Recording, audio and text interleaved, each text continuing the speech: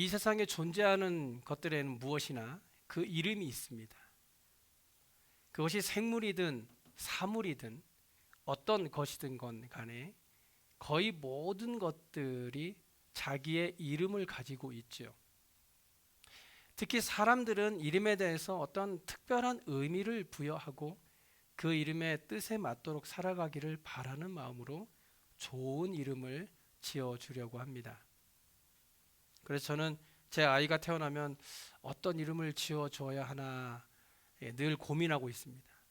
하지만 하나님께서 아직 아이를 주지 않아서 그런지 아직까지도 좋은 이름을 찾지는 못하고 있습니다.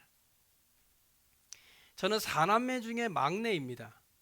저의 형제는 현자 돌림을 사용하고 있는데요. 제일 큰 누나로부터 현자, 현애, 현권, 현수입니다. 그래서 지금은 뭐 다들 출가해서 다 따로 살고 있지만 제가 어려서 모두 한 집에 살았을 때 어머니께서 이 4남매 중에 하나를 부르실 때는 현자, 현애, 현권, 현수를 다 부르신 후에 맨 마지막에 다시 이름을 부르는 그 사람이 바로 어머니가 부르는 그 아이의 이름이었습니다. 그래서 저희 형제들은 늘 어머니가 이름을 부르실 때 현자, 현애, 현권이, 현수야 부르시면 아, 현수를 부르시는구나 생각했었죠. 이처럼 이 사람의 이름이라는 것은 매우 중요합니다. 왜냐하면 수많은 사람들 중에서 그 사람과 대화를 하기 위해서는 반드시 이름을 불러야 하기 때문이죠. 오늘 본문에도 하나님께서 사무엘을 부르시고 그 하나님의 음성에 응답했던 사무엘의 모습이 나오고 있는데요. 우리는 이 사무엘의 모습을 보면서 어떻게 해야 하나님의 음성을 들을 수 있는지에 대해 함께 생각해 보려고 합니다. 요즘 덴버에 눈이 자주 내리죠. 벌써 입춘이 지나는데도 추운 겨울은 떠날 생각을 하고 있지 않은 것 같습니다. 하지만 이렇게 눈이 오는 중에도 봄은 찾아오고 있습니다. 메말라 죽은 것 같았던 나무에도 어느덧 싹이 돋아날 준비를 하고 머지않아 꽃을 피우게 될 것입니다. 하지만 아무리 따뜻한 봄이 오고 여름이 온다고 해도 나무에 붙어 있지 않은 가지는 절대로 꽃을 피울 수가 없겠죠. 마찬가지로 성도는 하나님과의 영적인 교제가 끊어지면 영적으로 죽은 상태가 되어서 그 어떤 아름다운 믿음의 꽃도 또한 성령의 열매도 맺지 못하게 될 것입니다. 오늘 본문에는 하나님께 소외당했던 한 제사장이 나옵니다. 그의 이름은 바로 엘리 제사장입니다. 엘리 제사장은 한 평생을 성직에 몸을 담고 하나님을 위해 봉사했습니다. 그의 수고는 인정받아야 마땅하겠지만 그가 하나님의 뜻대로 그의 가정을 바로잡지 못했고 또 영적으로는 어두운 생활을 하고 있었기 때문에 하나님께서는 더 이상 그에게 말씀을 주지 않으셨습니다. 이 당시의 제사장이라고 하면 당연히 하나님의 음성을 전달받아야 하는 사람이었지만 하나님께서는 더 이상 엘리에게 말씀하지 않으시고 당시 12살 정도밖에 되지 않았던 사무엘을 부르십니다. 오늘 본문 사무엘상 3장 1절부터 14절은 사무엘이 하나님의 음성을 듣는 사건이 기록되어 있는데요. 이것은 사무엘이 하나님의 선지자로서 부름을 받은 사건이기도 합니다. 우리가 잘 알고 있듯이 사무엘의 어머니는 한나죠. 사무엘상 1장 11절에 보시면 이 사무엘의 어머니 한나는 이 사무엘이 태어나기도 전에 사무엘을 하나님께 바치겠다는 서원을 하게 됩니다. 한나가 얼마나 간절히 기도했던지 그 기도를 듣고 있던 엘리 제사장은 한나가 술에 취했다고 했을 정도였으니까요. 하나님께서는 한나의 기도를 들어주셔서 사무엘을 낳게 해주시고 한나는 하나님께 서원한 대로 사무엘이 젖을 뗄 무렵인 4살 때쯤부터 성막에 들어가 제사장 엘리 밑에서 봉사를 하게 됩니다. 사무엘은 어린 나이였음에도 불구하고 이 자기의 제사장 복을 받았는데요. 보통 이 제사장 복은 언약궤가 놓인 회막에 들어가 여호와 앞에서 사역할 때 입으라고 주어지는 옷이었습니다. 그런데도 사무엘은 어린 나이에 제사장 복을 받았던 것이죠. 사실 전통적으로 제사장은 이 제사장의 아들들이 아버지의 사역을 이어가곤 했습니다. 그러나 이 엘리의 아들인 홈니와 비느하스는 부도덕하고 여호와께 드리는 제사를 모욕할 정도로 악했습니다. 결국 사무엘상 2장 34절에 보시면 하나님께서는 홈니와 비느하스가 한날에 죽게 될 것이라고 말씀하셨습니다. 사무엘은 성전에서 자랐습니다. 그가 12살쯤 되었을 때 성전에 자고 있을 때 사무엘아 사무엘아 하고 부르시는 소리를 듣게 되었습니다. 어린 사무엘은 엘리 제사장이 자기를 부르는 줄 알고 엘리 제사장에게로 달려갔습니다. 하지만 엘리는 사무엘을 부르지 않았다고 했습니다. 사무엘은 다시 잠자리로 들었습니다. 그런데 잠시 후에 또 사무엘아 하는 음성을 듣게 되었습니다. 이번에도 엘리 제사장이 자기를 부르는 줄 알고 엘리에게로 갔지만 이번에도 역시 엘리가 부르는 것이 아니었습니다. 그리고 세 번째 똑같은 음성을 듣게 된 사무엘에게 이 엘리 제사장은 그때서야 하나님이 사무엘을 부르신다고 생각했습니다. 엘리 제사장은 사무엘에게 또다시 그런 부르는 소리가 있거든 그 자리에서 무릎을 꿇고 여호와여 말씀하옵소서 주의 종이 듣겠나이다 라고 말하라고 알려주었습니다. 본문 10절에 드디어 하나님께서 사무엘을 또 부르셨습니다. 사무엘을 부르신 하나님께서는 엘리 제사장에게 심판이 임하게 될 것이다 라는 말씀을 전하라고 말씀하셨습니다. 다음 날 사무엘은 엘리와 그의 가족들에게는 나쁜 소식이었음에도 불구하고 하나님의 명령이었기 때문에 모든 것을 엘리에게 말했고 이를 통해 믿음을 처음으로 실천하게 됩니다. 엘리 제사장은 이것을 담담히 받아들였죠. 그 후로 선지자로서의 이 사무엘의 신뢰성은 이스라엘 전역에 퍼지게 되었고 하나님께서는 사무엘을 통하여 이스라엘 백성들에게 그분의 말씀을 계속해서 드러내셨습니다. 하나님을 믿는 성도들은 누구나 하나님의 음성을 듣기 원합니다. 왜냐하면 하나님의 음성을 들었던 많은 믿음의 선진들에 대한 기록이 성경에 많이 기록되어 있기 때문이죠. 하지만 대부분의 성도들이 하나님의 음성을 듣고 싶어는 하지만 실제로 하나님의 음성을 들었다는 사람은 거의 없습니다. 우리는 왜 하나님의 음성을 듣지 못하는 것일까요?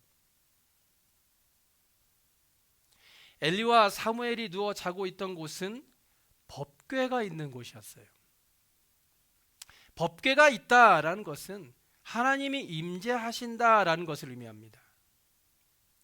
그렇게 거룩한 장소에 엘리와 사무엘이 있었지만 하나님의 음성을 들은 것은 사무엘뿐이었습니다. 그런데 사실 이 사무엘도 처음에는 그 음성이 하나님의 음성인지 몰랐죠. 사무엘이 자신을 부르는 하나님의 음성을 깨닫지 못했던 이유는 그 전까지 하나님과의 체험적인 만남이 없었기 때문입니다. 다시 말씀드려서 사무엘은 자신이 너무 어렸기 때문에 그렇게 어린 자신에게 하나님이 말씀하실 것이라고 생각조차 하지 못했던 것이지요. 사무엘은 성막 안에서 봉사했기 때문에 분명 하나님에 대해서 누구보다도 잘 알고 있었을 것입니다. 하지만 사무엘은 이 지식적으로만 하나님을 알았지 하나님과의 개인적인 만남은 없었기 때문에 하나님께서 몇 번씩이나 부르고 계시는데도 깨닫지 못했던 것입니다. 많은 성도들이 교회도 열심히 다니고 성경 공부도 열심히 합니다. 그래서 믿음이 어느 정도 생기고 나면 이제 하나님의 음성을 듣고 싶어 합니다. 하지만 하나님의 음성을 듣는 것을 마치 이 신비주의가 말하는 것처럼 하나님께서 사람의 목소리와 같이 우리의 귀에 직접 들려주신다고 생각합니다. 그런데 자기의 귀에는 아무런 소리가 들리지 않으니 자기는 하나님의 음성을 듣지 못한다고 생각하게 되는 것이죠. 예수님께서는 요한복음 10장 27절에 내 양은 내 음성을 듣는다고 말씀하셨습니다. 우리가 예수님께서 기르시는 양이라면 우리는 우리의 목자이신 예수님의 음성을 들을 수 있어야 해요. 아니, 예수님을 구주로 영접한 사람이라면 누구든지 주님의 음성을 듣는 것은 당연하다는 것이죠. 그렇다면 어떻게 해야 하나님의 음성을 들을 수 있을까요? 우리가 하나님의 음성을 듣기 위해서는 하나님의 음성을 듣는 훈련이 필요합니다. 사무엘도 처음에 하나님의 음성을 들었을 때 그 음성이 하나님의 음성인지 몰랐습니다. 본문 7절에 사무엘이 아직 여호와를 알지 못하고 여호와의 말씀도 아직 그에게 나타나지 아니한 때라 자신을 부르는 하나님의 음성을 분별하지 못했던 것이에요. 그러다가 엘리 제사장에게 하나님의 음성을 듣는 일에 대해서 가르침을 받은 후에 하나님의 음성을 분별하게 되었던 것입니다. 하나님은 육체가 없는 분이시므로 우리의 눈으로 볼 수 있거나 손으로 만질 수 있는 분이 아닙니다. 영적인 하나님을 만나기 위해서는 믿음의 눈으로 바라보아야 합니다.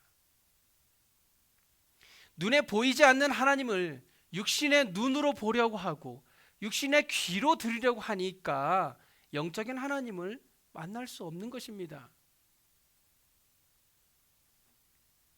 하나님을 지식적으로 아는 것도 중요합니다. 신앙생활을 통해서 하나님에 대해서 알게 되었다면 이제는 믿음의 눈을 가지고 하나님을 영적으로 만나야 합니다. 사무엘이 하나님의 음성을 들었을 때 그는 여호와의 성전 이 법궤 앞에서 자고 있었다고 했어요. 사무엘이 하나님의 법궤 앞에서 자고 있었다라는 사실은 매우 중요합니다. 왜냐하면 그만큼 하나님과 가까이 있었다는 것을 의미하는 것입니다. 그렇다고 해서 우리도 늘 교회에 나와 교회에서 살라는 것은 아니에요. 고린도전서 3장 16절에 보시면 너희가 하나님의 성전인 것과 하나님의 성령이 너희 안에 계시는 것을 알지 못하느냐고 말씀합니다. 예수 그리스도를 영접한 바로 저와 여러분이 하나님의 성전이라는 것인데 우리가 하나님의 성전인 이유는 성령께서 우리 안에 계시기 때문이죠. 그래서 성령께서는 우리 안에 계시면서 우리 안에서 말씀하시는데 우리는 자꾸만 우리 밖에서 들리는 하나님의 음성을 찾고 있다는 것이에요. 우리는 내 안에서 말씀하시는 성령의 소리에 귀를 기울여야 합니다. 로마서 8장 26절에 보시면 이와 같이 성령도 우리의 연약함을 도우시나니 우리는 마땅히 기도할 바를 알지 못하나 오직 성령이 말할 수 없는 탄식으로 우리를 위하여 친히 간구하신다고 말씀하십니다. 성령은 우리 안에 계시면서 우리가 하나님의 뜻대로 살 수 있도록 계속해서 말씀하고 계십니다. 그래서 우리가 하나님의 뜻대로 살지 못할 때에 성령께서는 근심하고 슬퍼하시는 것입니다. 결국 하나님께서 성령을 통해서 우리에게 하나님의 음성을 들려주시는 것은 우리의 삶이 세상적인 삶에서 벗어나 하나님의 뜻대로 순종하는 삶을 살아가도록 말씀하고 계시는 것입니다. 이것은 결국 우리가 오직 예수 그리스도로만 살아갈 수 있도록 도와주시는 거예요. 세상에는 우리가 의지하고 싶은 것들이 많이 있죠. 예를 들어서 뭐니 해도 머니가 최고라고 돈도 있고 집도 있고 뭐 자식도 있고 남편이나 아내가 될 수도 있겠죠. 아니면 자기 자신도 될 수 있습니다. 세상은 예수 그리스도가 아닌 이런 세상적인 것들을 가지고 세상을 살아갈 수 있다고 믿게 합니다. 그래서 우리 안에서 말씀하고 계시는 이 성령의 음성은 듣지 못하게 하고 우리의 귀에 들리는 이 세상적인 방법으로도 충분히 살아갈 수 있다고 유혹합니다.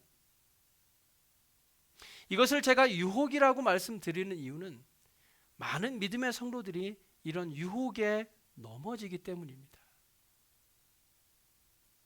이것은 목사인 저에게도 예외가 아니죠. 결국 세상의 유혹에 넘어지게 되면 하나님의 음성은 전혀 들을 수 없고 그저 세상적인 소리에만 귀를 기울이게 되어서 세상적인 방법을 가지고 신앙생활을 하려고 하는 소위 세속적 신앙생활을 하는 모습을 우리는 쉽게 찾아볼 수 있는 것입니다.